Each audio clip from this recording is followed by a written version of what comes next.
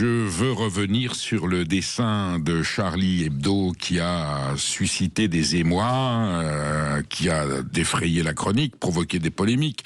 On en est à des débats houleux dans les rédactions. Voilà, certaines personnalités connues, je fais allusion à Jean-Michel Apathy, ont pris des positions très tranchées pour s'indigner de ce dessin.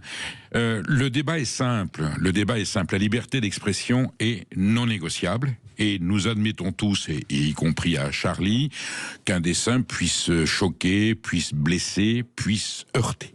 Dès lors qu'il ne franchit pas les seuils, les limites de la loi, qu'on ne soit pas dans l'insulte, dans le dénigrement, dans la diffamation, la liberté d'expression sur le dessin d'un humoriste, y compris dans des situations tragiques ou douloureuses, est totalement légale et totalement acceptable. Ce que disait le professeur Choron, nous on est là, on est un journal bête et méchant, on est là pour faire peur, on est là pour choquer.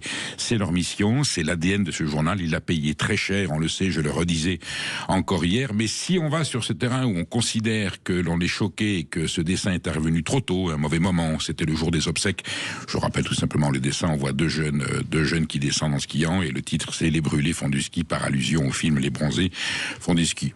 Bon goût, mauvais goût, d'accord, c'est un dessin caricatural fait par un dessinateur humoristique. Si on rentre sur ce terrain-là, nous apportons de l'eau au moulin de ceux qui disent on ne peut pas faire de dessin sur les religions, on ne peut pas faire de dessin sur l'islam. Et quelque part, on se souvient de la polémique à l'époque, après le massacre de Charlie Hebdo, et la polémique qui avait suivi également ce journal danois qui avait montré diffusé et publié des caricatures de Mahomet, lorsque des intellectuels, des démocrates, des républicains avaient dit oui mais quand même attention, c'est la religion, il y a un seuil à ne pas franchir, il y a des limites à ne pas franchir. Eh bien, pas en France. En France, on franchit ces limites. La provocation, l'humour, la caricature, quelle qu'elle soit, l'irrévérence, j'allais dire même le blasphème. Le blasphème est autorisé en France, en République française, pourvu qu'il n'y ait pas de diffamation.